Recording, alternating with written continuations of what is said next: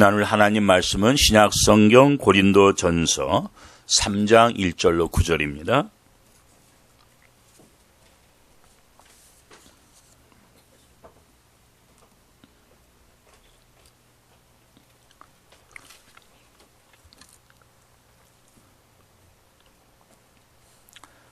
신약 성경 266면의 제 성경으로 고린도전서 3장 1절부터 9절까지 우리 한 목소리로 말씀을 봉독합니다.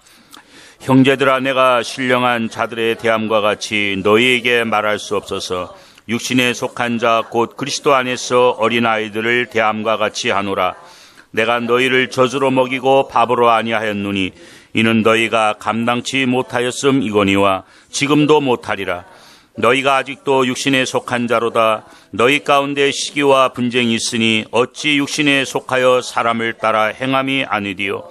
어떤 이는 말하되 나는 바울에게라 하고 다른 이는 나는 아볼로에게라 하니 너희가 사람이 아니디요. 그런즉 아볼로는 무엇이며 바울은 무엇이뇨? 저희는 주께서 각각 주신 대로 너희로 하여금 믿게 한 사역자들이니라. 나는 심었고 아볼로는 물을 주었을 때 오직 하나님은 자라나게 하셨나니 그런즉 심는 이나 물 주는 이는 아무것도 아니로되 오직 자라나게 하시는 하나님뿐이니라.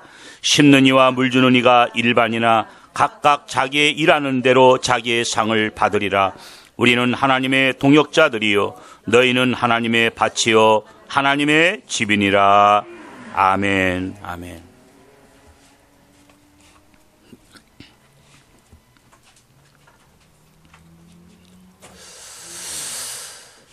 요즘에 미국이 이제 대선을 앞두고 선거 열기가 매우 뜨겁죠. 민주당 후보로는 힐러리 여사가 이제 대통령 후보가 됐는데, 한국도 지금 여자분이 대통령을 하고 있지만 미국도 최초로 어쩌면 여자 대통령이 또 나올 수 있는 그런 확률은 50%가 되었습니다. 이 힐러리 여사에 대한 이야기는 참 많이 있죠. 책도 나왔고요. 예. 근데 2004년도에 그 미국에서 가장 존경받는 여성 1위로 선정된 바가 있어요. 2004년도에 12년 전에. 예, 그 정도로 그 당시에 대통령 부인을 지낸 힐러리 여사가 여성으로서 그렇게 영향력을 많이 끼쳤고, 이제 지금도 이제 대통령 후보로서 많은 사람에게 그런 인기와 영향력을 갖고 있죠.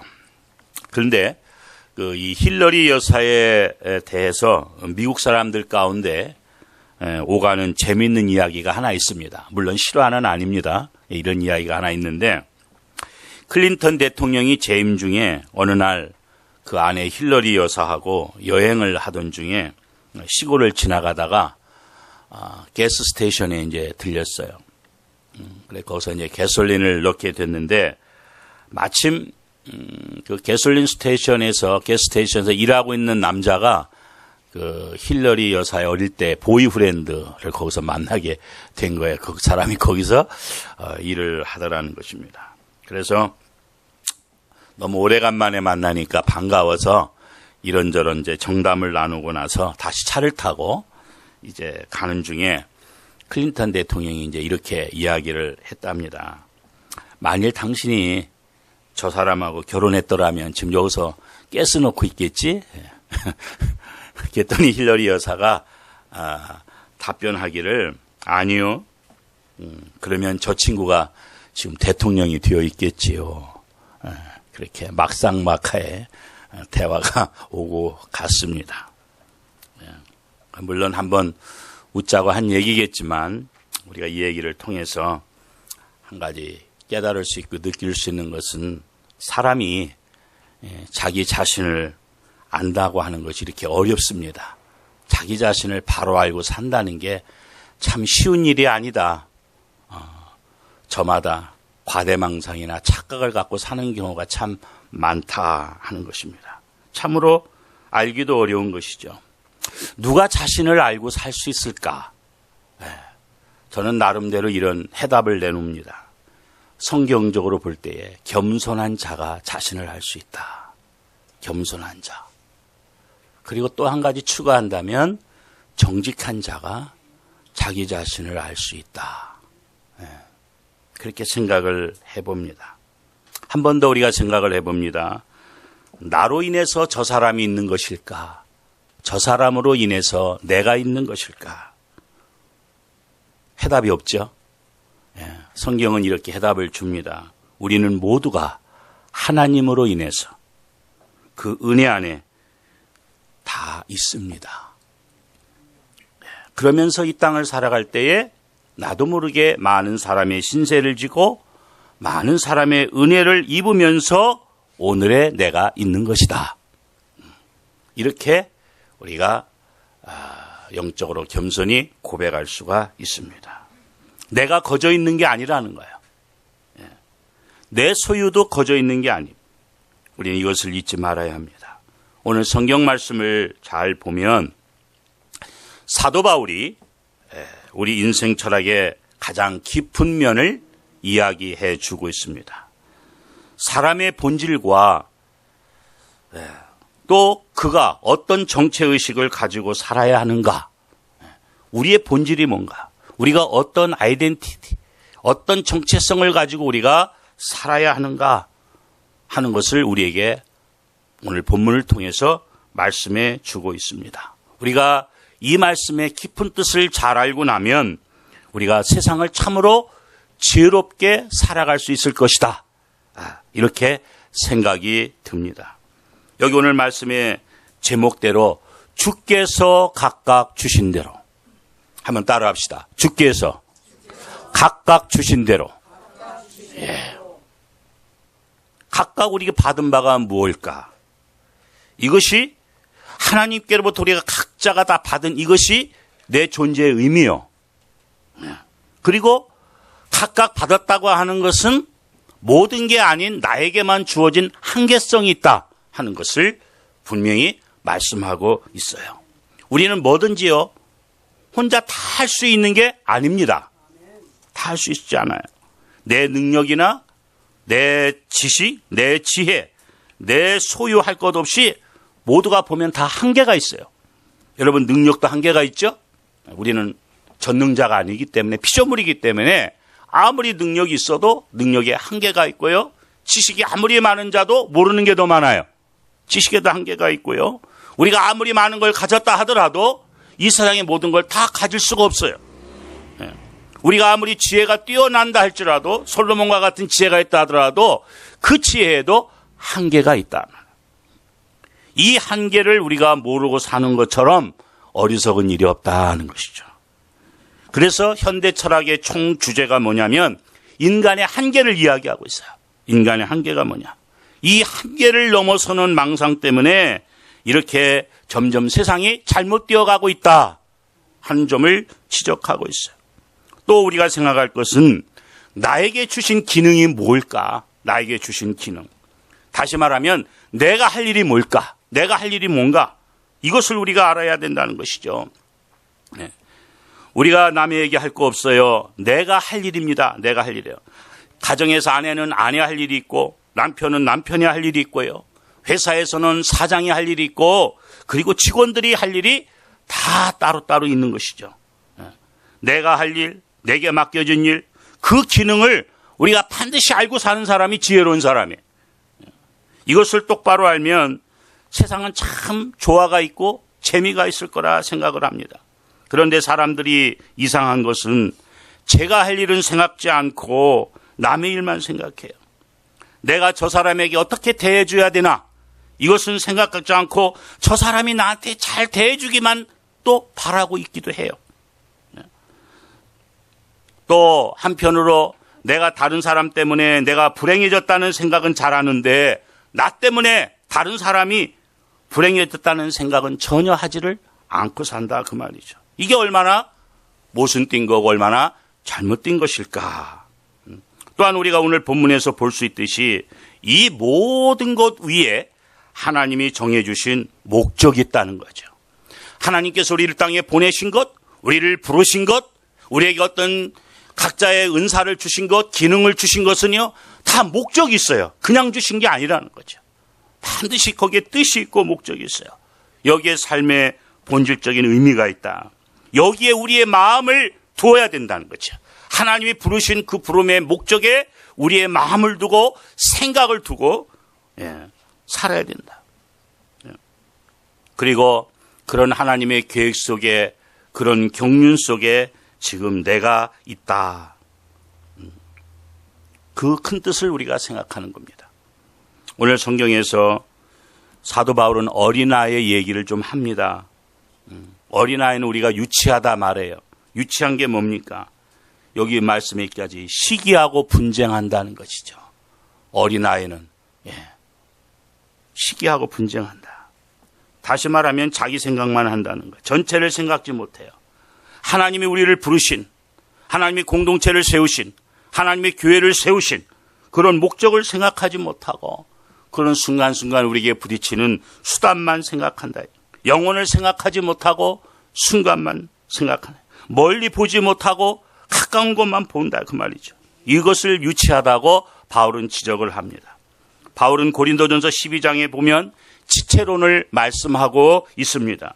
우리가 세상에 살 때에 마치 사람은요, 유기적인 몸의 그런 지체와 같아요. 자, 우리 얼굴만 봐도요, 눈이 있고 코가 있고 입이 있어요. 그죠? 귀도 있고.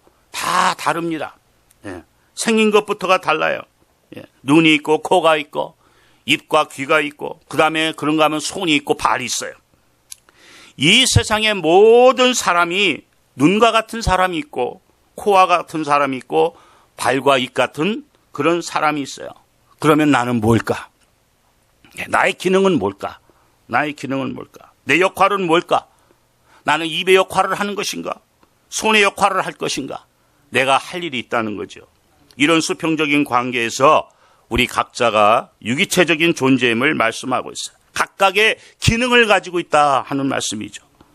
이것이 전체가 어우러져서 주님의 몸, 우리 몸을 이루듯이 우리의 얼굴과 팔과 다리, 눈과 코와 입, 귀가 우리의 한 몸을 이루듯이 우리 하나님의 몸된 이 교회도 그와 같이 다 그런 기능을 다 가지고 그 역할을 감당하면서 주님의 몸된 교회 이 몸을 이루고 있다 하는 것입니다. 그렇듯이 각각 내가 할 일이 있다는 거죠. 눈이 코가 아니고 코는 입이 될 수가 없어요. 그 역할을 할 수도 없어요. 이런 우리는 모든 이런 수평적인 관계 속에서 주님의 몸된 교회를 이루고 있다.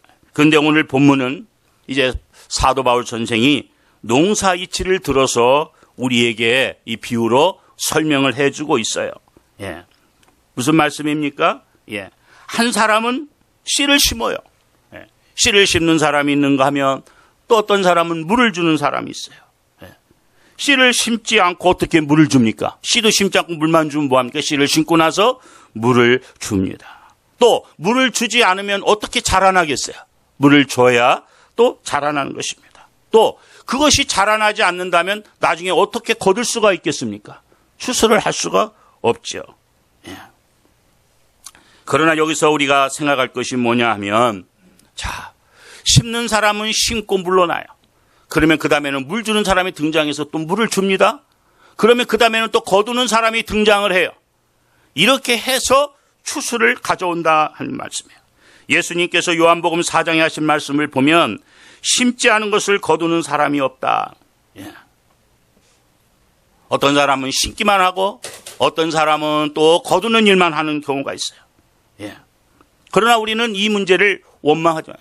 왜 나는 열심히 씨만 심었는데 열매는 내가 못 따는 거야? 그게 아니라는 거예요. 하나님의 일은. 여러분 모세를 보세요. 그 출애굽의 역사, 그 40년 그 고생 속에서 그가 정말 그렇게 원했던 가나안 땅은 들어가지를 못했잖아요. 가나안 땅을 바라보고 아직 기력이 쇠하지 않고 눈이 아직 어둡지 않은데 느부갓산 꼭대기에서 그대로 죽습니다. 그런 하나님의 일들을 우리가 볼 수가 있어요. 여러분 우리가 집을 지을 때 보세요. 어떤 사람은 기초공사를 합니다. 지금 이 앞에 지금 큰 지금 공사가 진행되고 있는데 기초공사를 해요. 한 사람은 기초공사를 하고 또 어떤 사람은 기초공사가 끝나면 또 기둥을 세웁니다. 또 어떤 사람은 이제 기둥과 기둥 사이에 벽을 세웁니다. 어떤 사람은 다 외곽이 이제 완성되면 안에 인테리어를 또 합니다. 겉에 또, 예. 근데 다 짓고 나면 어떤 사람은요, 문만 열고 싹 들어가요. 그쵸? 네. 여러분, 이렇게 다 지어진 집 우리는 문 열고 들어온 사람들이에요. 봉사한 사람은 따로 있어요. 예. 보세요. 각각 그 기능이 역할이 다 다르지 않습니까? 다 다르잖아요. 여러분이 직접 다 짓고 그 집 들어갔습니까? 절대 아니죠. 예. 중요한 이야기를 하고 있는 것입니다. 우리는 흔히 어떤 화려한 외상, 어떤 내장만 보고 기초공사를 한 사람들의 수고를 잊어버릴 때가 있어요. 예. 어떤 멋있는 건물을 보며 야, 그 기초공사 없이 이루어졌겠어요? 그 기초공사는 잘 보이지도 않아요. 그러나 그 기초공사가 얼마나 중요한지 알 수 없어요. 우리의 영적 생활, 신앙생활도 마찬가지예요. 시간이 걸리더라도 이 기초가 좋아야 돼. 기초, 신앙의 기초가 좋아야 돼요. 신앙의 기초가 좋아야 돼. 이게 기초가 안 돼 있으면 아무리 시간이 흐르고 세월이 흘러도 그 신앙은 맨날 흔들려. 그 믿음 생활은 자로나 오로나 자꾸 치우치게 되어 있다. 그 말이죠. 본질적으로 하나님이 어떤 분이신지, 하나님의 은혜와 사랑이 어떤 것인지, 성경은 우리에게 뭐라고 말씀하는 것인지, 우리는 어떤 목적의식을 가지고 살아야 되는 것인지, 내게 주신 은사, 각자 주신 직분이 뭔지, 기능이 뭔지를 분명히 붙들고 우리가 신앙생활을 해야 아무리 시간이 흘러도 그 본질적인 걸 붙들고 있어야 흔들림이 없다는 것이죠. 그래서 우리 신앙생활의 기초가 되는 이 십자가, 주님의 그 은혜, 그것을 우리는 한순간도 놓쳐서는 안 돼요. 예. 그 어느 것보다도 그걸 붙들고 있어야 좀 흔들리다가도 다시 원위치로 올 수가 있어요. 오뚜기를 던져버리면 막 기우뚱기우뚱 하다가 탁 쓰듯이 좀 흔들림이 있고 때로는 넘어짐이 있어도 그 십자가에 대한 사랑, 확신, 나의 나딘 것은 바울의 고백과 같이 내가 돼서가 아니라 오직 하나님의 은혜임을 알 때 다시 겸손함을 회복하고 은혜를 회복하고 하나님 앞에서 내 모습을 또 한번 바로 세우고 이러면서 우리가 주의 뜻을 이루어가면서 갈 수 있는 줄로 압니다. 오늘 사도 바울이 본문에서 강조하는 바가 무엇입니까? 각각 맡은 바가 있다는 것이죠. 그리고 시작이 있다는 것이죠. 각자가 자기 일을 다 할 뿐이에요. 각자가 할 뿐이에요. 네. 무익한 종의 비유에 말씀되어 있죠. 하루 종일 새벽부터 밤늦게까지 일을 하고 또 그러나 뭐예요? 또 집에 와서 또 수고해요. 그러나 우리는 무익한 종이라는 거예요. 여러분, 시대시대에 하나님이 쓰신 귀한 하나님의 사람들이 성경에 있습니다. 예, 다 있어요. 다 있어요. 우리도 이 시대에 정말 하나님이 부르셨던 이 시대에 하나님 앞에 귀하게 쓰임받고 가야 될 줄로 믿습니다. 정말 후회 없이, 정말 후회 없이 귀하게 쓰임받고 그 목적의식을 따라서 그 부르신, 우리를 보내신 그 사명 따라 각자가 자기 일을 다 할 뿐입니다. 그래서 다른 사람이 또 이 하나님의 일을 이어가고 예. 사람은 바뀌어도 하나님의 일은 계속해서 이어지는 이 일들. 그래서 결국은 우리 모두가 이것을 다 합해서 하나님의 큰 뜻을 이루어가는 것이죠. 여기에 우리는 불평이 없어야 될 줄로 압니다. 여러분, 세례 요한은 정말 선지자 중에 선지자였죠. 얼마나 그를 선지자로 알고 와서 세례를 받고 많은 제자들이 따랐는지 모릅니다.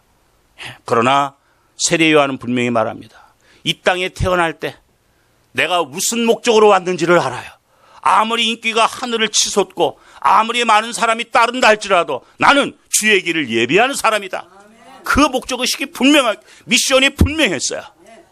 그래서 아무리 많은 사람들이 추앙을 해도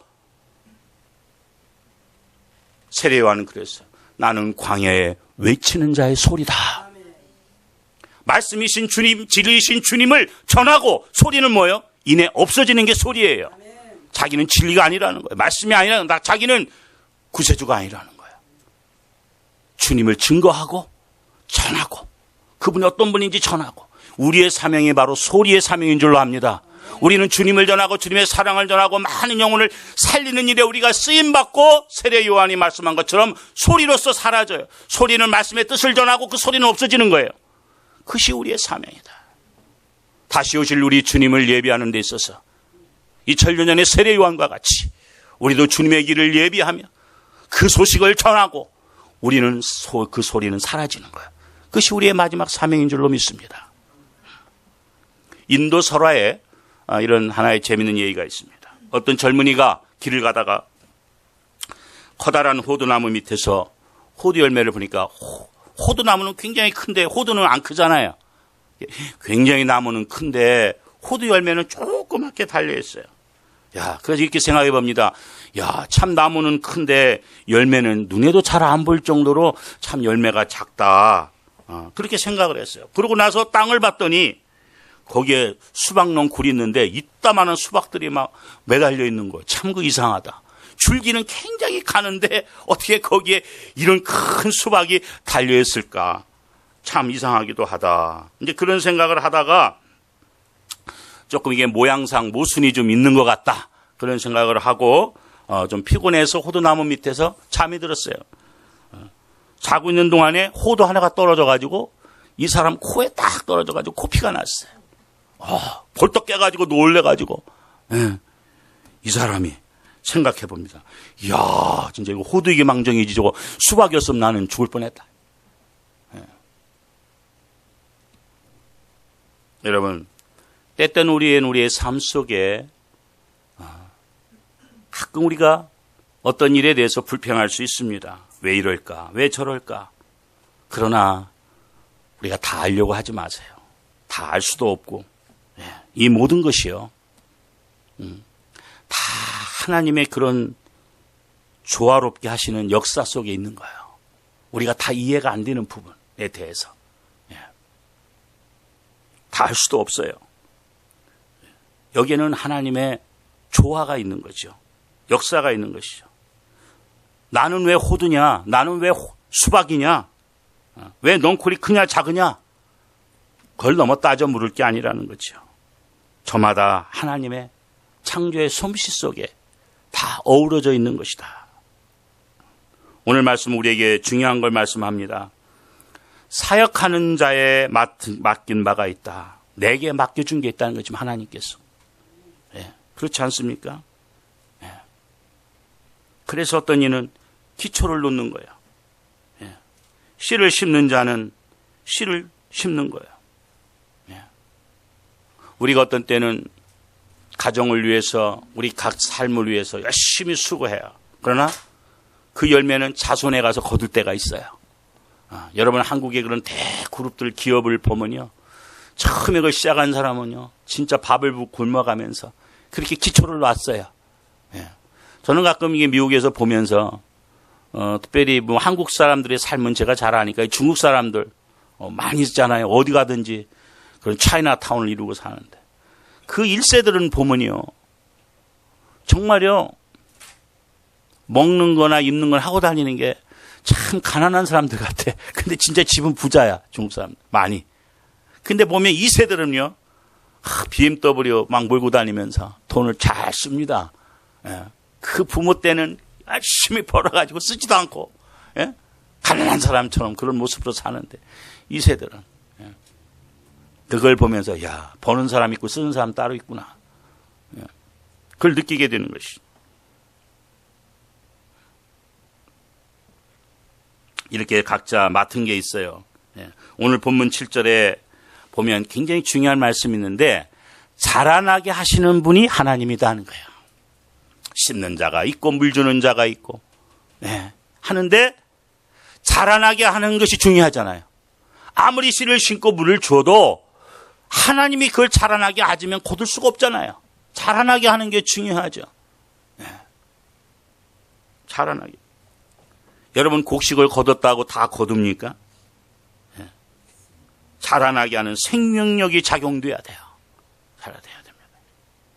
이 자라나게 하시는 위대한 역사 앞에 어쩌보면 우리의 수고는 보잘것없잖아요. 씨를 심는다는 것과 물을 주는 것 자라나게 할 수 없잖아요. 아무리 그렇게 해도. 자라나게 하는 그분이 하시는 일이 위대하죠. 그러니까 우리는 나름대로 수고는 하지만 자라나게 하시는 하나님의 능력 앞에서 보면 우리는 참 보잘것없다는 거야. 하기는 했지만. 그런데요. 근데 그게 그냥 없어지는 게 아니고 오늘 말씀을 보니까 이 추수를 하는 데 있어서 가장 중요한 결정적인 자라나게 하는 하나님이 하시지만 심은 자는 심은 자대로 물 준 자는 물 준 자대로 자기 상을 받는다 그랬어요. 아멘. 자기 상을 받아요. 네.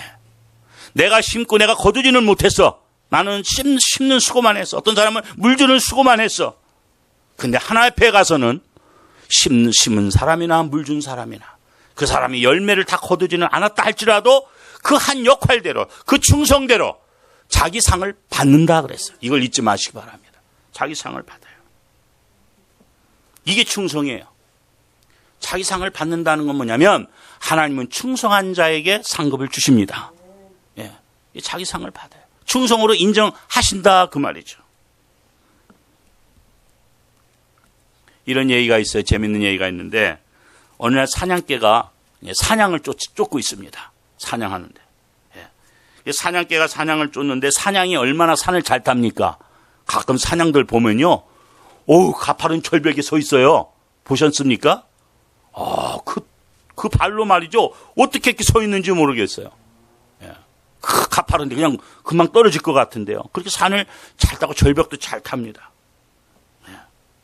높은 데로 막 올라가는 거예요. 예. 사냥개는 열심히 또 쫓아갑니다. 막 뛰던 사냥이 이렇게 사냥개에게 얘기했대요. 야, 너 사냥개야. 아무리 네가 애를 써도 나 못 잡는다. 그랬더니 뒤쫓아가던 사냥개가 내가 누군데 널 못 잡아. 내가 호랑이도 잡았는데 우리가 단합해서. 그러니까 사냥이 하는 말이 야 이놈아 말 조심해라. 나는 지금 죽기 살기로 뛰고 너는 나 잡아봤자 주인한테 칭찬받고 고기 한 점밖에 얻어먹는 거 없다. 어? 너하고 나는 다르다. 어? 나는 살고 죽고다. 여러분 우리가 충성이 뭡니까? 죽기 살기가 충성이에요. 죽기 살기 아니면 그건 충성 아니에요. 생명을 바치고 내 정성, 내 마음, 이 진실을 내게 주어진 사명 앞에 100% 다 쏟아붓는 게 사명이에요. 이게 충성이에요. 이게 충성이에요. 사람들이 나의 존재, 나의 기능, 나의 사명, 사람들이 그걸 모를 때 피곤한 거예요. 삶의 의미를 모르고 피곤한 건 뭐냐면 하나님이 나를 부르신 목적, 내게 주신 은사, 기능, 이걸 모르고 사니까 뭘 해야 될 줄을 몰라요.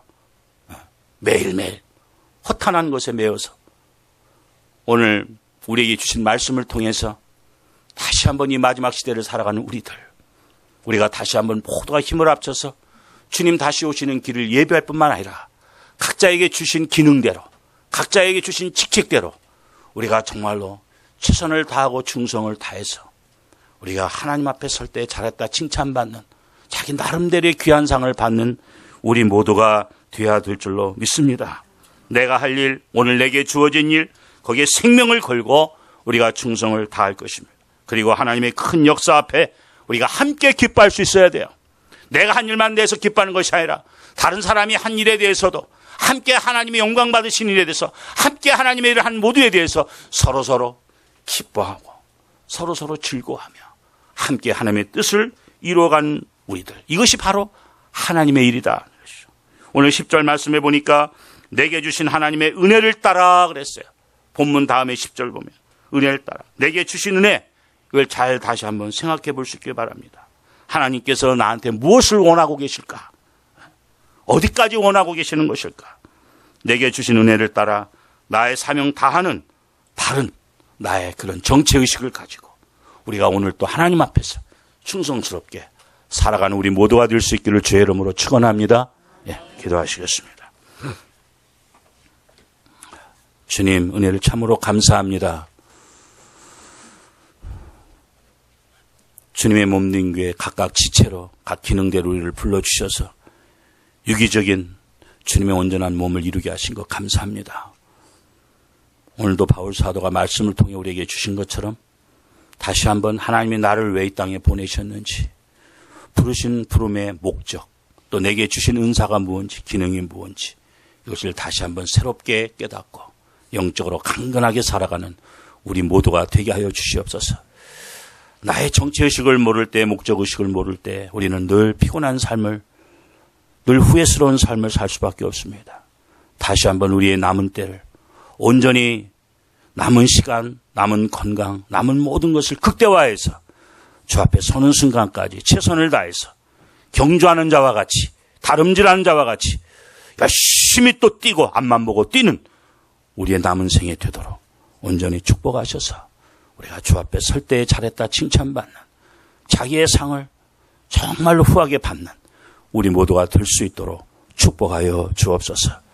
이제는 교회의 머리가 되시고 우리의 선한 목자가 되신 예수 그리스도의 은혜와 우리 아버지 하나님의 그 크신 사랑과 성령님의 감화, 감동, 위로, 교통하심이 오늘도 주님께서 각각 우리에게 주신 그 직책대로, 은사대로, 그 기능대로 충성을 다하기를 원하는 사랑하는 주의 백성들과 세우신 가정과 교회 위에 이제로 영원토록 함께 하시기를 간절히 축원하옵나이다. 아멘.